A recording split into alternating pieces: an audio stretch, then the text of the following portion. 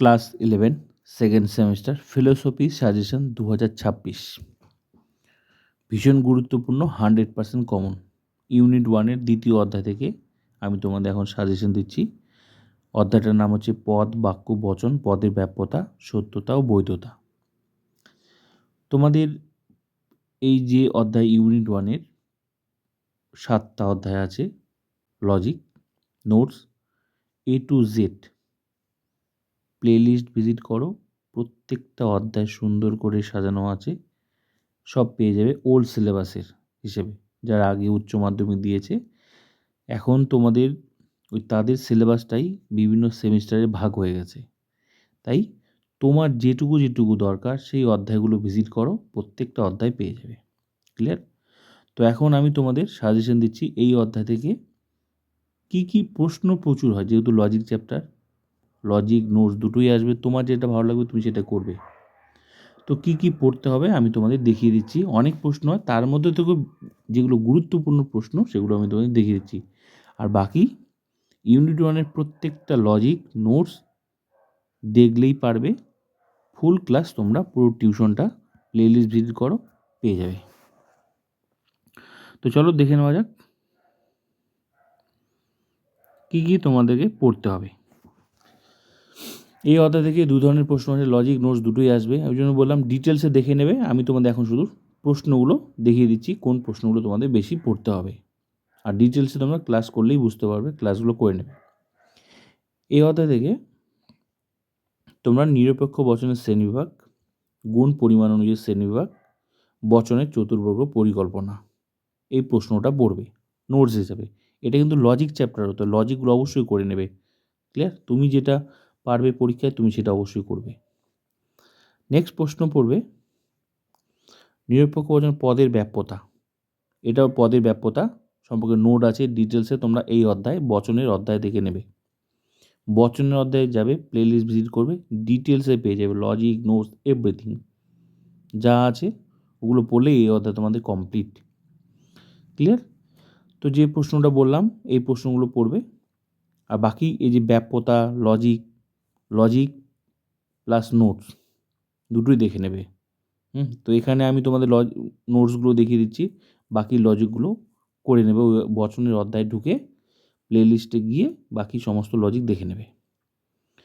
তাহলে এই পদের ব্যাপ্যতা বলতে কি বোঝো, আবার এটারই আবার লজিকটা দেখে নেবে। নেক্সট প্রশ্ন,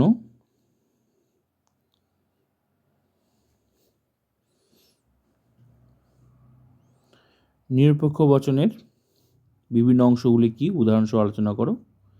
এই প্রশ্নটা পড়বে। তারপর পদের ব্যাপ্যতা এটা বললাম। ক্লিয়ার? তারপর তোমরা পড়বে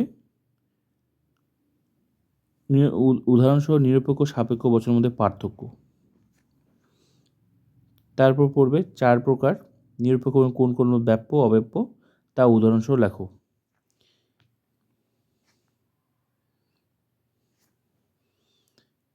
ঠিক আছে? নেক্সট পড়বে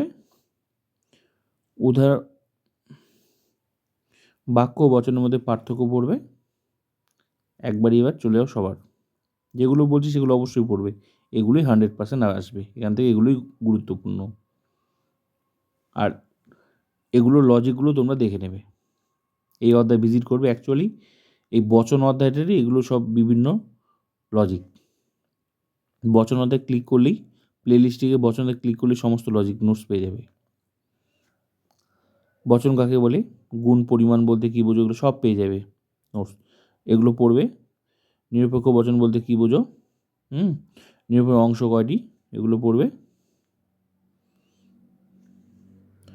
যুক্তির বস্তুগত সত্যতা, আকারগত সত্যতা, বচন ও আকারের মধ্যে পার্থক্য, এগুলো পড়বে।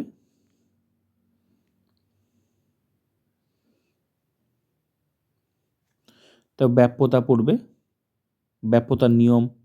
লজিক ভিজিট করবে, লজিকের প্রশ্নগুলো এখানে ঢুকিয়ে আছে, বারবার করে বলছি এটা লজিক চ্যাপ্টার। যেমন নোটস পড়তে হবে, লজিক পড়তে গিয়ে ওই লজিকের প্রশ্নগুলো বিভিন্নভাবে মানে নোটের আকারে আসে, তাই লজিকগুলো থেকে বিভিন্ন ঘুরিয়ে আসে। তাই লজিকটা শিখতে পারলেই তোমরা বিভিন্ন প্রশ্নের উত্তর দিতে পারবে। আমি শুধু এখানে নোটসগুলো বলছি, লজিক এগুলোই আবার লজিক আকারে আছে। এবার নেক্সট প্রশ্ন তোমরা পড়বে। এর সংযোজক বলতে কী বোঝো? এই যে পদের ব্যাপ্যতা সংক্রান্ত নিয়ম,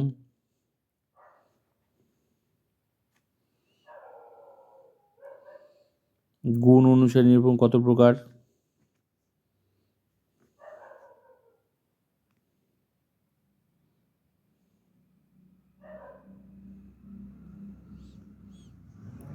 উদাহরণ সহ নিরপেক্ষ বচনগুলি ব্যাপ্যতা আলোচনা করো। বৈধতা বলতে কী বোঝো?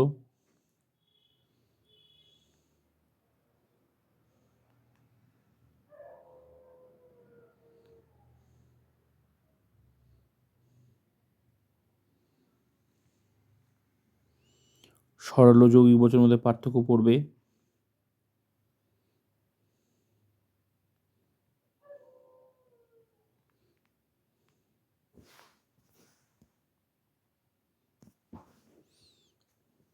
প্রচুর প্রশ্ন হয়, কিন্তু যেগুলো আসবে সেগুলোই আমি তোমাদের দেখিয়ে দিচ্ছি।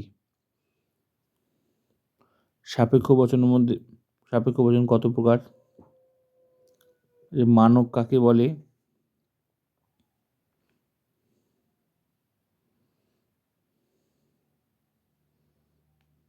আর বাকি লজিক, যেগুলো লজিক আছে এই অধ্যায়ের প্রত্যেকটা লজিক পেয়ে যাবে। ওই লজিকগুলো শিখবে, দেখবে কত ধরনের প্রশ্ন হয় ওই লজিক থেকে। ওই প্রশ্নগুলো তো আর আমি এখানে বলছি না, ওই প্রশ্ন লজিকগুলো তো শিখবেই, সঙ্গে যে প্রশ্নগুলো দেখাচ্ছি সেগুলো। আর ওই লজিকগুলো বচন অধ্যায় ভিজিট করো, তোমাদের সিলেবাসে যা যা লজিক আছে প্রত্যেকটা লজিক ওখানে পেয়ে যাবে। এই পদ, বাক্য, বচন, মানে লজিক থেকেই প্রশ্নগুলো হয়। যে প্রশ্নগুলো দেখছো না, যে গুণ, পরিমাণ, বচন, সংযোজক, এগুলো সব লজিকেরই প্রশ্ন। তার মধ্য থেকে যে প্রশ্নগুলো হয় সেগুলো আমি তোমাদের দেখিয়ে দিচ্ছি, লজিকগুলো বাদেও, যেগুলো বেশি করে লিখতে হবে। বাক্য বচনের মধ্যে পার্থক্য, পদ বলতে কী বোঝো,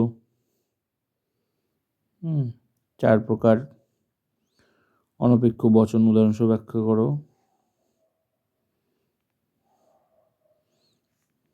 ব্যাস, এগুলোই তোমাদের পড়তে হবে, লজিক প্লাস এগুলো। এই অধ্যায়ের মূল যে বিষয়গুলো আমি তোমাদের দেখিয়ে দিলাম এই অধ্যায় থেকে এগুলোই, আর বাকি লজিকগুলো ভিজিট করো, বচন অধ্যায় পুরো A to Z, বললাম তো A to Z পেয়ে যাবে।